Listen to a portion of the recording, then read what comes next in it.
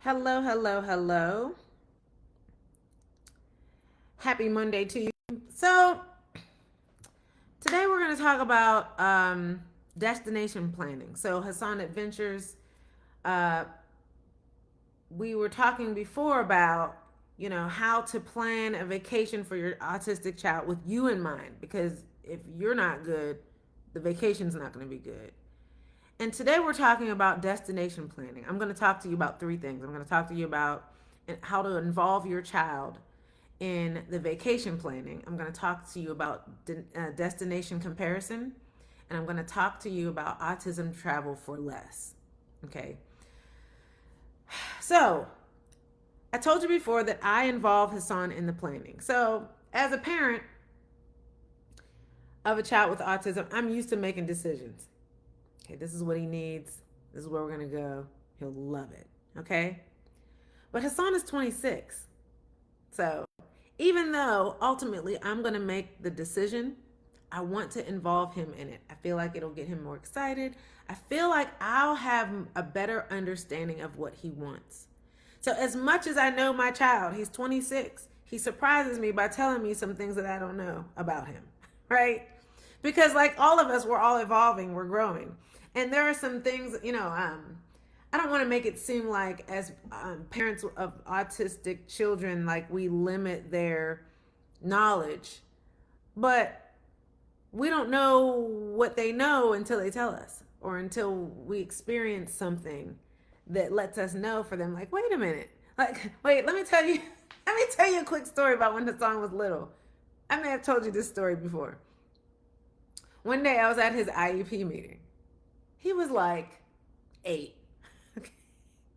I was at the IEP meeting. He's 8 or 9. And we're going through the IEP thing. And they're like, yeah, okay. And so now, he can tie his shoe. And this, I was like, what? He can't tie his shoe. They were like, yes, he can.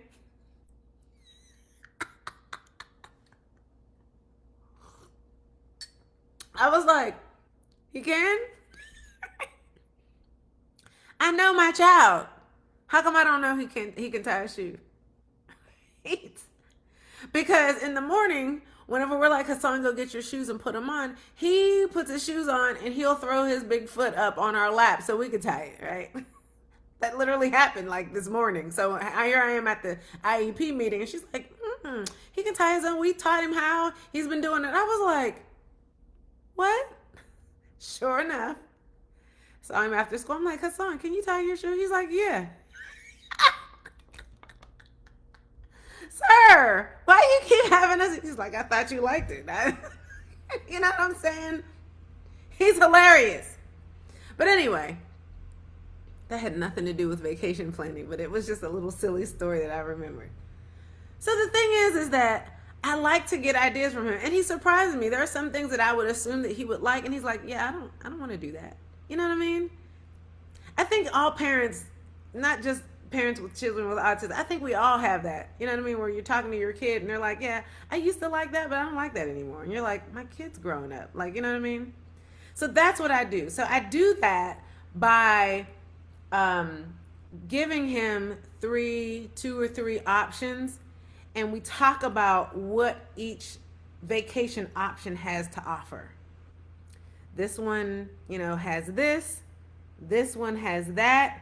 This one has this. And then we'll go to YouTube and we'll watch videos on each destination so that he can decide which one he likes. Now, I'm not going to give him an option that I know I don't want to take him to. Well, we're not going to Walt Disney World in Hong Kong, in Tokyo. Tokyo, I think it is. Not yet, anyway. So I'm not going to give him that option. So I'm saying that to say that don't give your kid this option and then whenever he picks option C, you're like, yeah, we're not, that's going to be too, it's not going to, we have to catch an airplane. Don't give him that. You know what I'm saying? So I give him options that will work. I give him options that are optional.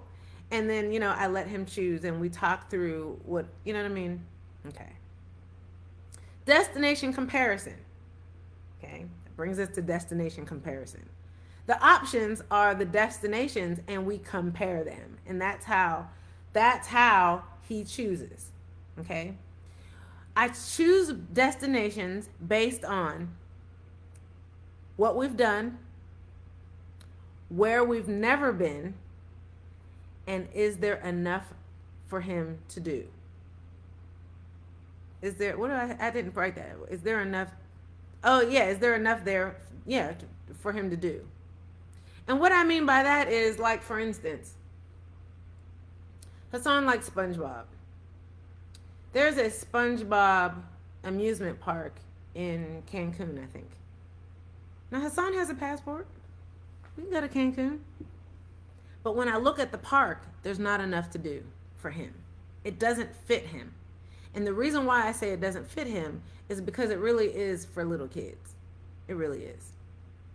Now, just because he has autism doesn't mean he wants to hang out with a bunch of little kids. They have like little splash parks, and that's not for him. You know what I mean? So I don't even offer it.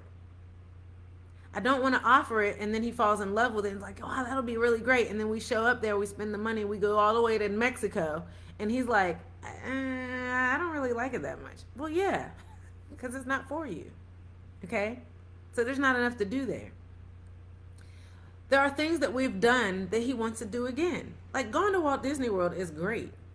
You know what I mean? It's great. They have multiple parks. There's so much to do. You know, but whatever we do at Walt Disney World has to make sense. So, like, for instance, Disney's Hollywood Studios, we haven't been to that park yet. And there's a reason. It's because the movies that they have, the movie sets that they have might scare him. Or at least they would have in the past. Now, he and I have had a conversation about that. Like, so in the past, 5 years ago, he's like, I don't want to go to that park. We watch the videos, we see what they have to offer. I don't want to go there. Because most of what they have, I'm not really interested in. But now, 5 years later, he's like, yeah, I mean, that looks fun. We could do that. So that's why we compare destinations. I bring him in on the decision making. And also based on what we've done. So, like, we just went on our first Walt Disney World cruise, 2 years ago? Well, that's something we had never done. So it was something to consider whenever we were talking about destination options, okay? And now, thirdly, I want to talk about autism travel for less. Now, this isn't a segment on budgeting and, getting it cheaper or anything. That we could do that in another video. But I want to talk about why autism travel is less, or at least it should be. The first thing is because you have to understand that an autism vacation is different than a vacation you might normally plan for your family, without considering your autistic child. Okay? So what I know about children with autism, at least my son, is that he doesn't need as much. And there are things in the vacation that he would prefer. So for instance, when taking your child to Walt Disney World, you might want to get a 3-day hopper pass. Okay? And you, in a 5-day period, you might want to go to 3 parks and a water park. You know what I'm saying? And the hopper pass is however much it is. Like, I don't know, $400 a person. Okay? Times your family of 4, that's $1,200 just for passes. And so you're like, okay, I mean, that's a bit steep, but but for autism, your child with autism doesn't need all that. You can take, this is what we do, but you could take your child to Walt Disney World for a 5-day trip. And on day 1, when you arrive, that's travel day. So you just want to hang out. Last trip we went on, we arrived at around 2 o'clock, right around noon. We arrived around noon. And by the time we got, all the steps that it takes to fly to Florida, to go through, to get transportation, to get to your resort, Hassan was exhausted. He's not exhausted because we did a lot. He's exhausted because he has autism and the stimuli is overwhelming. Being at the airport is chaotic. And we would just walk through 2 airports. We walked through the Atlanta airport, which is chaotic in itself.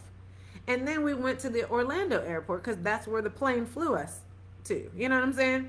So now, then we have to go through the steps of getting our luggage and walking through the airport and finding our transportation and getting through the city. By the time we got to our hotel, he was exhausted. So was I. We took a nap. I'm so serious. We ate something along the way, but when we got to our hotel room, we took a 90-minute nap. And then after that, we went over to Disney Springs because it's free. Okay? And because it wasn't a wasted day to go to Disney Springs. Then the second day, we went to the park. And then the third day was a recovery day because we were exhausted from the day before. So you have to factor that in. You're not going to need to spend as much money with your child with autism. Okay? Every time we go, I always plan a day, a hotel resort day. We get up in the morning, we sleep in, we get up, we take our time. We go and have breakfast, and we go to the resort pool for 2 or 3 hours. And that's our day. Now, we might have a dinner reservation somewhere, but we didn't go to any parks. It was a relaxing day. It was free. You see what I'm saying? So I want you to make sure you utilize the things that don't cost anything, like going to Disney Springs, going over to the Lion King, or not the Lion King, the Animal Kingdom Resort. Not the park, but the resort. It's free and they have animals. Make a reservation and eat dinner at that restaurant. You know what I mean? So, I mean, you're going to eat anyway. Why not eat with like a giraffe and monkeys? Like, that sounds awesome. It's like, Lion King themed, or, you know what I mean? African themed, whatever. And I just want you to know that do nothing days matter, or do the minimum matters. So last year when we went, we had a water park day. Okay. Again, we took our time getting up. You know what I'm saying? Whenever you're used to planning a vacation where you get up early and it's action packed all day and everything's planned, you don't need to do all that with your child with autism. They don't want that anyway. It's too much for them. It's too overwhelming for them. Too many different destinations, too many different changes, it's too much. Okay? So your child with autism, the trip that you plan for them should actually be cheaper than what you usually plan, especially if you're used to planning back to back to back to back activities like my parents did whenever we were little. I told you they were crazy. Okay? So I hope this helps. And in my next video, we're going to reveal where we decided to go next year, 2026, for his birthday. Okay? Let me know what you think in the comments about planning vacations for your family. And I'll talk to you soon. Bye for now.